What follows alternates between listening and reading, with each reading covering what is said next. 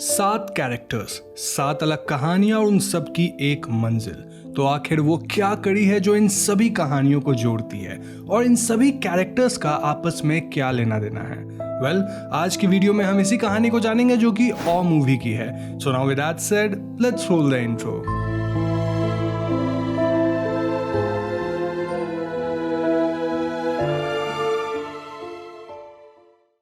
तो मूवी के opening scene में हम मूवी की सेंट्रल कैरेक्टर काली से इंट्रोड्यूस होते हैं, जो कि एक रेस्टोरेंट में बैठकर अपने हाथ में एक रोज लिए होती है और यहाँ वो एक एक पेटल को तोड़कर do it don't do it कर रही थी, just like she loves me not जो लोग करते हैं। इसके बाद हम ओपनिंग क्रेडिट्स में कुछ एनिमेशन देखते हैं जो कि मूवी में ही आगे आने वाले कैरेक्टर्स पे बेस्ड है। खैर, ओपनिंग क्रेडिट्स के बाद हम राधा नाम की कैरेक्टर को देखते हैं जो कि अपने पेरेंट्स को अपने लवर से मिलवाने लाई थी। राधा अपने पेरेंट्स को बताती है कि वो जिससे प्यार करती है उसका नाम कृष है, वो काफी अमीर है, वो समझदार भी है और उसी क्लास एंड कास्ट से बिलोंग करता है जैसा कि राधा के पेरेंट्स को चाहिए था। ये सुनकर राधा के पेरेंट्स बहुत खुश हो जाते हैं क्योंकि उनके हिसाब से राधा ने सही पार्टनर चूज किया है। लेकिन जैसे ही कृष की एंट्री होती है, उसे देखकर राधा के पेरेंट्स एकदम शॉक में रह जाते हैं क्योंकि दरअसल कृष कोई लड़का नहीं बल्कि एक लड़की थी। इस पॉइंट पे राधा के पेरेंट्स को ये मजाक लगता है और वो बोलते हैं कि तुमने तो कहा था कि उसका नाम कृष है, जिस पे राधा बताती है कि यही कृष है और असल में कृष का पूरा नाम कृष्णवेणी है। ये सब देखकर राधा के पेरेंट्स बहुत गुस्सा हो जाते हैं और वो पूछते हैं कि आखिर वो एक लड़की से प्यार कैसे कर सकती है। राधा के पेरेंट्स उसकी एक नहीं सुनते और यहाँ से चलने के लिए कहते हैं। नाउ फाइनली राधा एक ऐसा सच रिवील करती है जिसके बाद राधा के पेरेंट्स शॉक्ड रह जाते हैं। राधा अपने बचपन में सेक्सुअल वायलेंस का शिकार होती आई थी। उसके ट्यूशन टीचर, उसके डैड के कुछ फ्रेंड्स, यहाँ तक कि राधा के अपने फैमिली मेंबर्स तक ने उसके साथ फिजिकल अब्यूज किया था। फैमिली प्रेशर और डर के मारे राधा ने आज तक अपना मुंह नहीं खोला था, जिसके बाद उसे लड़कों से नफरत होने लगी। ऐसे में क्रिस, जो कि एक साइकियाट्रिस्ट है, उसने राधा का सेल्फ स्टीम वापस लाने में उसकी हेल्प करी और इसी बीच उन दोनों को प्यार हो गया। ये सब सुनकर राधा के डैड उससे माफी मांगते हैं और वो कहते हैं कि शायद मैं ही डैड की ड्यूटी अच्छे से नहीं निभा पाया, लेकिन मैं अभी भी तुम लोगों के रिलेशन को समझ नहीं पा रहा। यहाँ ये लोग डिस्कशन कर ही रहे थे कि इसी बीच थोड़े समय के लिए पावर ऑफ हो जाती है।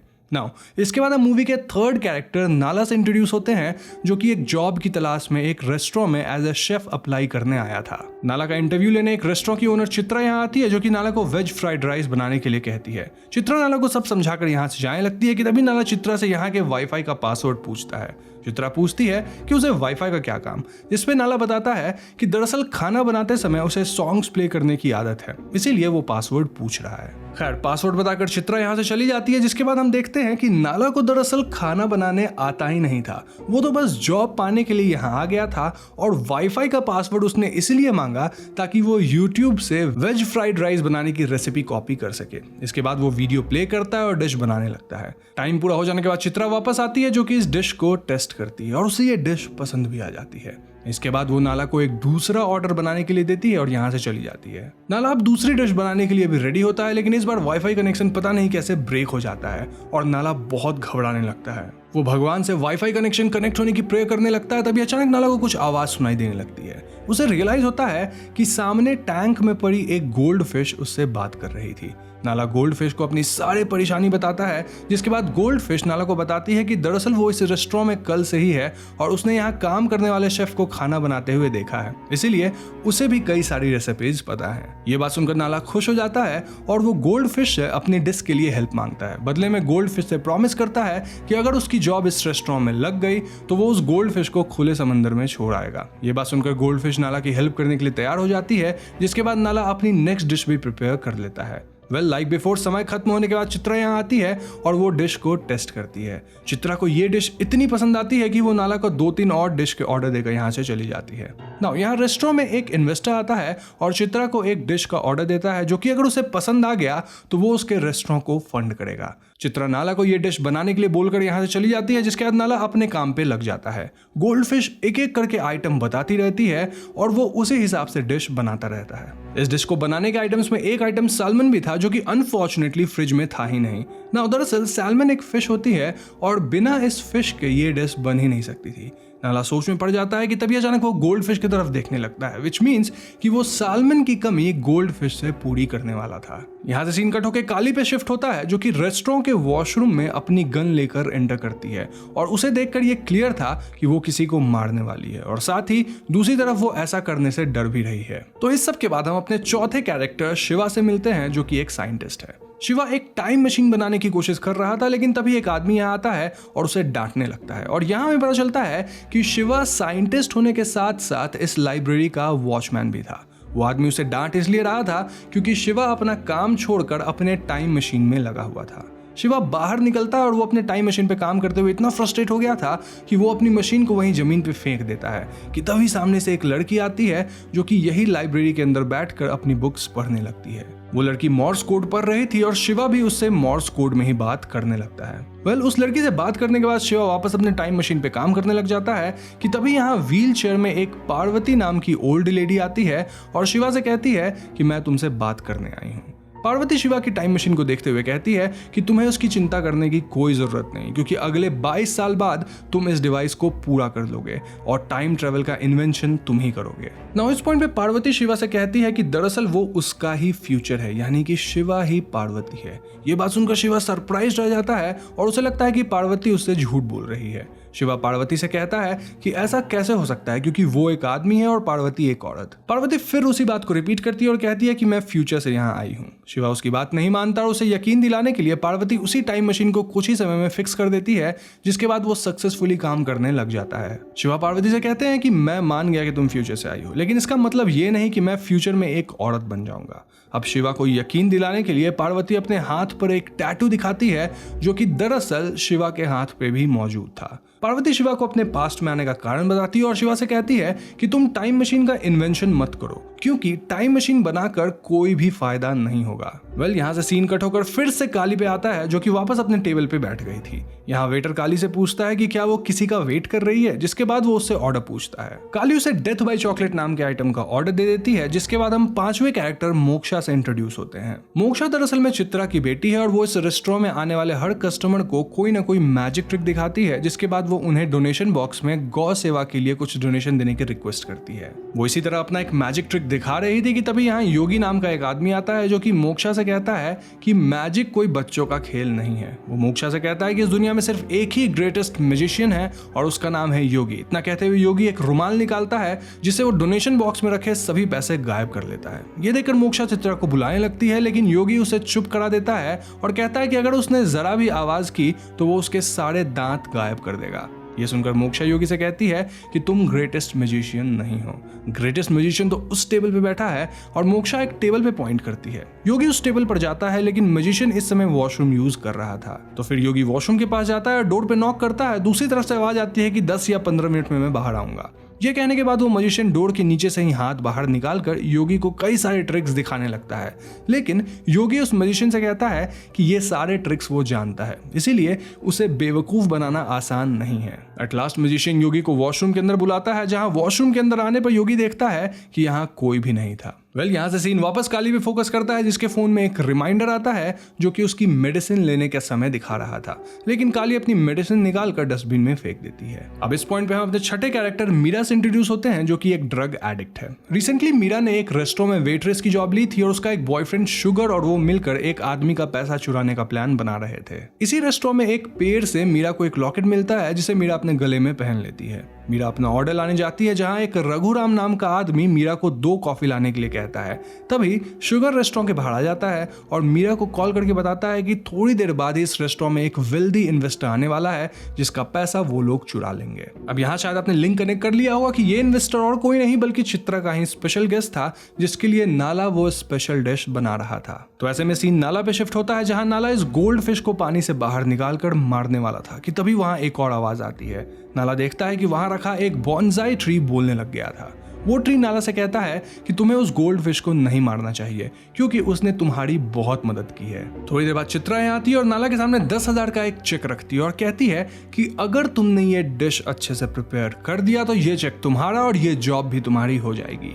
ये देखकर नाला के मन में लालच भर जाता है और वो गोल्ड फिश को मारने का तय कर लेता है। गोल्ड फिश को बाहर निकालकर जैसे ही वो नीचे रखता है, नाला उसे तड़पता हुआ देखकर अपने अस्थमा की प्रॉब्लम से रिलेट कर लेता है। ऐसे में नाला डिसाइड करता है कि वो इस गोल्ड फिश को नहीं मारेगा और वो गोल्ड फिश को एक प्लास्टिक बैग में लेकर बाहर निकल जाता है। बाहर आने के बाद वो एक स्वीपर से पूछता है कि क्या आसपास कोई नदी है। अब यहाँ से हम शिवा, पार्वती और उस लड़की को एक साथ बैठे हुए देखते हैं, जहाँ पार्वती शिवा को बताती है कि फ्यूचर में शिवा इस पर्शियन लड़की के साथ शादी कर लेगा, बट सिंस शिवा रियलिटी में अंदर से एक औरत है, ये बात जानकर वो लड़की फ्यूचर में शिवा को छोड़कर चली जाएगी और शिवा इसके बाद डिप्रेशन में चला जाएगा। पार्वती शिवा को बताती है कि वो जानती है कि शिवा टाइम मशीन इसलिए बनाना चाहता है ताकि वो अपने पेरेंट्स को मरने से बचा सके, लेकिन टाइम मशीन बनाने का कोई फायदा नहीं होगा क्योंकि वो कितनी भी कोशिश कर ले वो समय के साथ खेल नहीं सकता। इसके बाद हम वहां योगी को वॉशरूम में देखते हैं जहां वो बंद हो गया था। यहाँ वॉशरूम में योगी को हेलुसिनेशंस वगैरह होने लगते हैं और देखते ही देखते यहाँ वॉशरूम के अंदर एक छोटी सी छिपकली मगरमच्छ में बदल जाती है, जिसे देखकर योगी बहुत घबराने लगता है। तभी पावर ऑफ हो जाता है, जिसके बाद जैसे ही लाइट वापस आती है, योगी जोकर की कॉस्ट्यूम में उसी वॉशरूम में बैठा होता है। योगी बहुत डर जाता है और वो हाथ जोड़कर कहता है कि मैं मान गया कि तुम ग्रेटेस्ट मैजिशियन हो,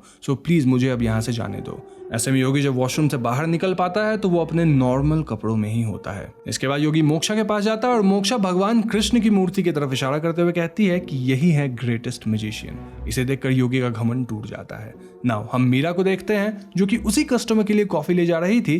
तभी वहां एक स्वीपर मीरा से कहता है कि वो 2 कप कॉफी नहीं बल्कि सिर्फ 1 ही कप कॉफी लेकर जाए और एक खाली कप लेकर जाए, क्योंकि वो आदमी 1 ही कप कॉफी पिएगा। मीरा ऐसा ही करती है और रघुराम को उसकी कॉफी देती है, जिसके बाद रघुराम मीरा को बताता है कि एक समय पर इस रेस्टोरेंट की जगह रघुराम का घर हुआ करता था और वो रेस्टोरेंट के डिफरेंट लोकेशंस पे पॉइंट करके बताने लगता है कि कौन सा रूम कहाँ हुआ करता था। बातों बातों में रघुराम मीरा से कहता है कि वो दूसरा कप सामने बैठी उसकी वाइफ को दे दे। नाउ जैसे ही मीरा सामने देखती है, उसे एक लेडी की घोष दिखाई देती है। मीरा से देखकर बहुत डर जाती है, बट देन शी थिंक्स कि मे बी ये सब उसके ड्रग्स के हेलुसिनेशंस की वजह से हो रहा होगा। खैर, इसके बाद मीरा रेस्टोरेंट के बेसमेंट में जाकर पावर ऑफ करने के लिए खड़ी हो जाती है, क्योंकि प्लान के मुताबिक जब इन्वेस्टर रेस्टोरेंट में आएगा तब मीरा पावर ऑफ कर देगी, जिसके बाद शुगर उस इन्वेस्टर के पैसे लेकर यहाँ से भाग जाएगा। थोड़ी देर बाद शुगर का कॉल आता है, मीरा पावर ऑफ कर देती है। शुगर रेस्टोरेंट के अंदर एंटर करता है और उस इन्वेस्टर के पैसों से भरा बैग लेकर यहाँ से भागने लगता है, लेकिन तभी पावर ऑन हो जाता है और वो इन्वेस्टर के पैसे लेने में नाकाम हो जाता है। अब यहाँ हमें पता चलता है कि दरअसल बेसमेंट में मीरा को कुछ क्रीपी आवाजें आने लग गई थी, जिससे डर कर उसने पावर जल्दी ही ऑन कर दिया था। बेसमेंट में रघुराम की वाइफ की घोष, जिसे मीरा ने थोड़ी देर पहले रघुराम के सामने वाली टेबल पे देखा था, वो यहाँ आ गई थी और मीरा भाग कर ऊपर आती है। यहाँ वो स्वीपर से रघुराम के बारे में पूछती है और वो स्वीपर बताता है कि कई साल पहले इस रेस्टोरेंट की जगह रघुराम का घर हुआ करता था और रघुराम की एक वाइफ भी हुआ करती थी जो कि किसी एक्सीडेंट में पैरालाइज हो गई थी। इस वजह से रघुराम बिजनेस नहीं कर पाता था और धीरे धीरे वो बहुत गरीब और कर्जदार हो गया। और जब एक दिन रघुराम अपने घर पे नहीं था, तब कुछ लोगों ने आकर उसके घर को गिरा दिया, जिसमें रघुराम की वाइफ की मौत हो गई। तब से आज तक रघुराम इस रेस्टोरेंट में आता है और इसी तरह 2 कप कॉफी पीता है, एक अपने लिए, एक अपनी मृत पत्नी के लिए। देखते ही देखते मीरा के गले में जो लॉकेट था वो उसे खींच कर बेसमेंट में ले जाता है और दूसरी तरफ चित्रा की बेटी मोक्षा उस इन्वेस्टर के सामने आकर एक मैजिक ट्रिक दिखाने लगती है और इस मौके का फायदा उठाकर शुगर पैसों से भरा बैग लेकर भागने की कोशिश करता है, लेकिन इस बार भी वो फेल हो जाता है। शुगर अपनी गन निकाल लेता है और मोक्षा को बंदी बनाकर यहाँ से भागने की कोशिश करता है। क्रिश अपनी टेबल से उठती है और शुगर को समझाने लगती है कि उसे उस बच्ची को छोड़ देना चाहिए, नहीं तो उस बच्ची के दिमाग पर इस इंसिडेंट का बहुत बुरा असर पड़ेगा। उसे रिक्वेस्ट करती है कि वो मोक्षा को छोड़ दे और उसका ध्यान भटकाने के लिए योगी एक मैजिक ट्रिक दिखाता है और उसे भटका भी देता है। मौका देखकर योगी और क्रिश शुगर से गन छीनने की कोशिश करते हैं, बट अनफॉर्चुनेटली फायरिंग हो जाती है और वो गोली राधा को लग जाती है। ये देखकर शुगर भागने लगता है, बट तभी नाला यहाँ आ जाती है और शुगर को गिरा देती है। राधा की फैमिली के मेंबर राधा को जल्दी से हॉस्पिटल ले जाने के लिए रेस्टोरेंट से बाहर जाने लगते हैं, लेकिन तभी शिवा यहाँ आता है और उन पे गन पॉइंट करके उन्हें यहाँ से जाने से मना करता है, सेइंग कि अगर वो लोग इस समय यहाँ से बाहर चले गए तो उसके पेरेंट्स नहीं बच पाएंगे।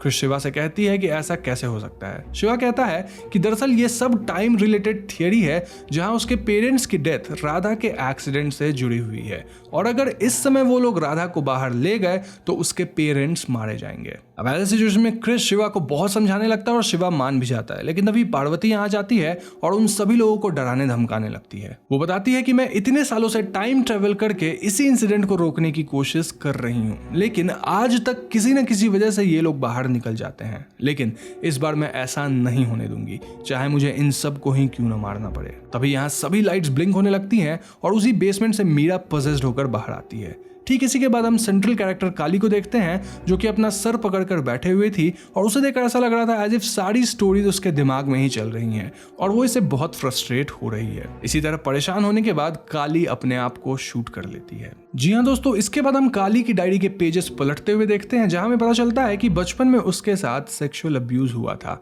और इसी को ही मूवी में मोक्षा की कहानी के जरिए डिपिक्ट किया गया है, जिसके बाद टीनेज में उसे सेम इसी प्रॉब्लम का सामना करना पड़ा जिसे राधा की कहानी से डिपिक्ट किया गया है। इसके बाद उसके पेरेंट्स की एक्सीडेंट में डेथ हो गई और उनके मरने का दर्द काली सह नहीं पाई, जिसके बाद वो अपने पेरेंट्स को वापस लाना चाहती थी और इसीलिए वो कुछ भी कर सकती थी और इसे ही शिवा की कहानी के थ्रू दर्शाया गया है। अपनी नाकाम कोशिशों के बाद काली डिप्रेशन में चली गई और ड्रग्स वगैरह लेने लगी, जिसे मीरा की स्टोरी के थ्रू दर्शाया गया है। यानी कि दरअसल ये सारी कहानियां और ये सारे कैरेक्टर्स काली के ही स्टोरी के डिफरेंट स्टेजेस के डिपिक्शंस हैं और अपने इस फ्रस्ट्रेटेड लाइफ से मुक्ति पाने के लिए ही काली इन सारे कैरेक्टर्स को ही खत्म कर देना चाहती थी। काली के मर जाने के बाद रेस्टोरेंट का वेटर यहाँ आता है और वो देखता है कि काली ने अपने टेबल पर एक ऑर्गन डोनेशन फॉर्म साइन कर रखा था और ठीक उसके ऊपर काली की मेडिकल हिस्ट्री लिखी हुई थी, जहां मल्टीपल पर्सनालिटी डिसऑर्डर मेंशन था। जी हाँ दोस्तों, दरअसल अपने लाइफ के डिफरेंट स्टेजेस में डिफरेंट ट्रॉमास को फेस करते हुए काली हर बार एक नए कैरेक्टर को जन्म दे रही थी, जो कि उसकी एक न्यू पर्सनालिटी के रूप में उसके साथ ही रहता था। ये बात और भी साफ तब हो जाती है जब हम मूवी के क्लोजिंग सीन में काली को ही हर एक कैरेक्टर के रूप में देखते हैं। काली अपनी लाइफ, अपने पास्ट और अपने हर एक कैरेक्टर का बोझ ढोते हुए परेशान हो गई थी और उसे एमपीडी यानी मल्टीपल पर्सनालिटी डिसऑर्डर हो गया था। आज अपने बर्थडे के दिन काली ने डिसाइड कर लिया था कि वो उन सारे कैरेक्टर्स को खत्म कर देगी और ऐसा करने के लिए उसे काली को भी खत्म करना पड़ेगा, जिसके मरते ही ये सारी कहानियां और ये सारे कैरेक्टर्स खत्म हो जाएंगे। दोस्तों, ये थी ऑ मूवी की कहानी एंड आई नो कि मैंने इस फिल्म को एक्सप्लेन कर दिया है, फिर भी आपके मन में अभी भी कुछ सवाल होंगे।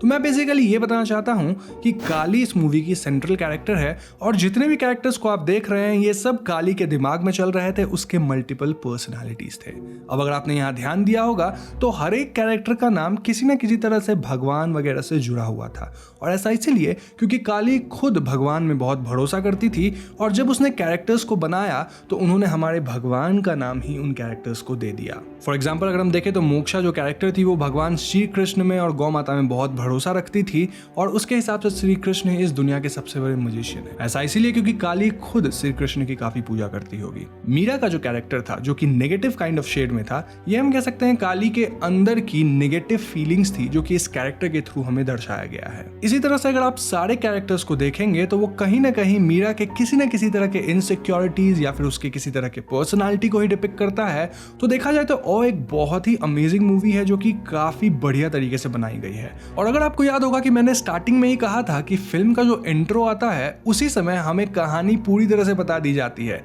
तो अगर आप वापस जाके इस फिल्म के इंट्रो को देखेंगे तो आप समझ जाएंगे कि कहानी में क्या हो रहा था। मुझे पर्सनली ये कहानी बहुत पसंद आई, ये फिल्म बहुत पसंद आई और मैं रिकमेंड करूंगा कि आप लोग भी इस फिल्म को जरूर देखिएगा। ये फिल्म शायद तो YouTube पे अवेलेबल है, आप खोज लेंगे, मुझे पता है आप लोग स्मार्ट हो तो खोज लेना, मिल जाए तो इसे जरूर देखना। साथ ही अगर आपके पास इस फिल्म से रिलेटेड कुछ एक्स्ट्रा थियरीज हैं तो प्लीज उसे कमेंट में लिखिए, मैं उसे पढ़ूंगा। हो सकता है मैंने ही कुछ मिस कर दिया होगा क्योंकि यह फिल्म 2-3 बार देखने लायक है, मैंने फिलहाल एक ही बार देखा और वीडियो बना रहा हूँ। तो बस यही थी तेलुगु मूवी ऑ की एक्सप्लेनेशन। मुझे पूरी उम्मीद है आपको ये वीडियो पसंद आई होगी। वंस अगेन थैंक्स उन सभी को जिन्होंने ये मूवी मुझे रिकमेंड किया और आपकी रिकमेंडेशन के बाद ही मैंने इस फिल्म को देखा है। तो ऐसे ही बढ़िया बढ़िया फिल्म रिकमेंड करते रहिए कमेंट सेक्शन में ना। अगर ये वीडियो पसंद आए तो इस वीडियो को लाइक और शेयर कीजिएगा और अगर आप इस चैनल पर नए हैं तो चैनल को सब्सक्राइब करके बेल आइकन को जरूर दबा दीजिएगा क्योंकि हम अपने चैनल पर ऐसे इंटरेस्टिंग वीडियोस लाते रहते हैं। पीस।